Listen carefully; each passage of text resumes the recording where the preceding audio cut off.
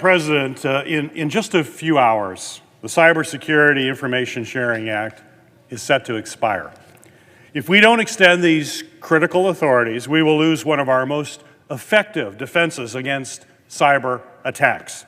As our adversaries' attacks continue to grow more aggressive and more sophisticated. This law has protected our economy, it has protected our infrastructure, and it has protected our government for more than a decade. It allows private companies and federal agencies to share real-time threat information before attacks spread, before systems are compromised, and before damage becomes irreversible. If this law expires, it'll be harder to protect businesses and critical infrastructure against cyber attacks. And cyber criminals and our adversaries will be emboldened to continue to try to breach our defenses. Think about it for a second. For over 10 years, this act has worked as an invisible shield. It allowed private companies and government agencies to share real-time threat information before the damage was done, before hackers could shut down systems, before chaos spread. This law has stopped attacks that could have crippled hospitals, hijacked our power grid, or frozen our transportation networks. Let that sink in. Without it, the U.S. isn't just playing catch up. We're leaving the door wide open for cyber criminals and hostile nations to walk right in. And here's what makes this even more dramatic. Cyber threats aren't slowing down. They're evolving, becoming sharper, faster, and far more sophisticated. Imagine a hostile adversary exploiting weaknesses in our digital defenses, turning off electricity in major cities, stealing millions of people's data, or even crippling the financial system. Does that sound like something from a Hollywood thriller? The original law was passed with a strong bipartisan support, and there is bipartisan support in both the House and the Senate to renew these protections for another 10 years. Even the Trump administration fully agrees, and the White House and the Department of Homeland Security support this 10-year extension. A broad coalition of industry leaders are asking for Congress to act quickly to pass a long-term extension, which provides businesses with the certainty they need to know these protections will be available to them for years to come. That's why Senator Rounds and I introduced a clean, bipartisan, 10-year extension in April with strong support from stakeholders who are absolutely counting on these protections. It's time to pass this bill today. Otherwise, we'll lose our networks, our businesses, and our economy. We're going to leave them exposed, to vulnerable, and defenseless.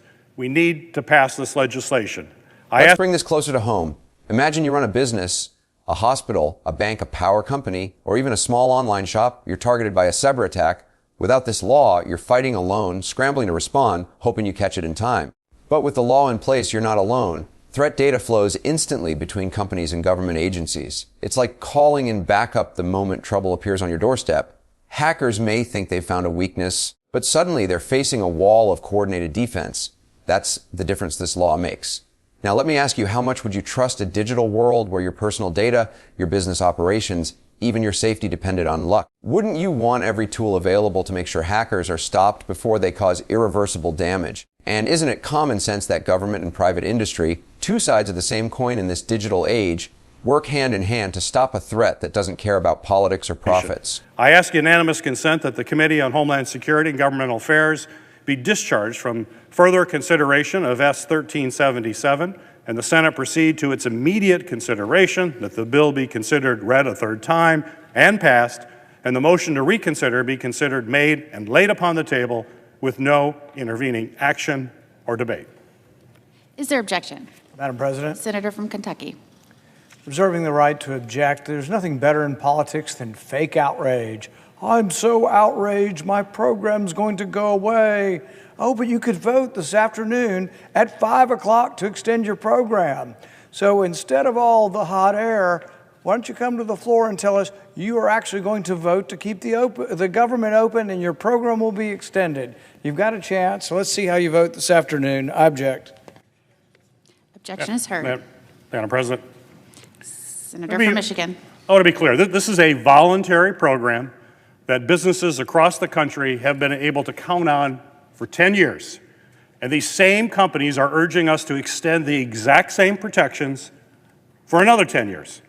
These cybersecurity protections keep our country safe.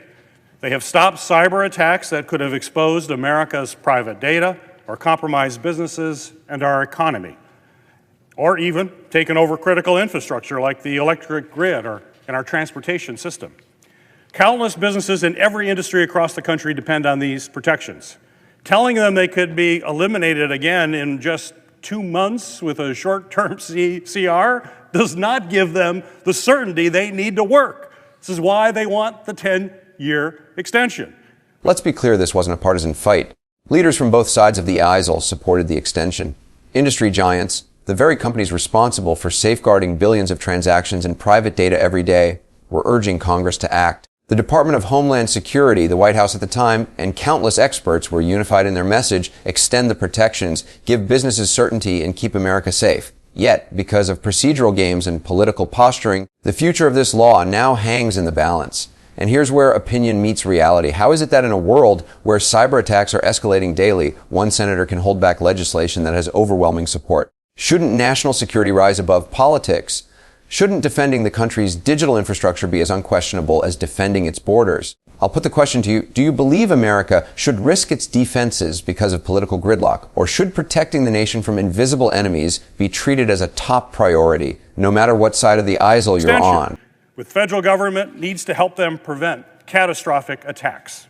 We have broad bipartisan consensus, not for just a couple months, that doesn't help anybody, but broad bipartisan consensus, including support, again, from the Trump administration, who fully supports this, to extend these authorities for the next 10 years. That will ensure that every industry in America can continue to count on these protections to be available. If my colleague doesn't support clean authorization, well, he's chair of the committee, he should have initiated a bipartisan process. He should have perhaps convened hearings, like a chairman normally would if they actually care about an issue.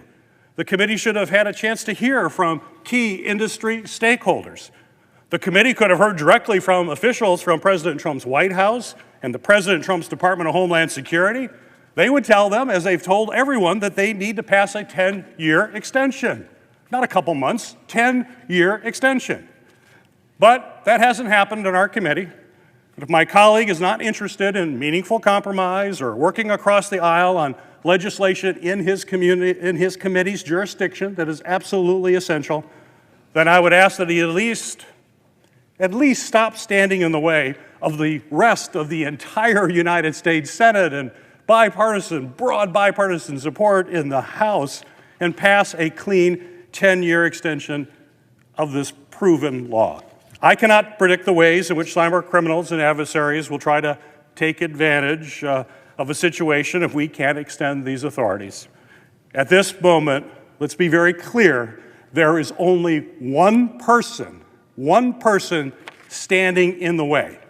And I'm certainly willing to work with my colleague on his concerns about free speech, but he would not even let our committee have any kind of discussion about any legislation, including his own. It's time to let the Senate work its will and vote to extend these cybersecurity protections. It is absolutely essential for this nation's national security.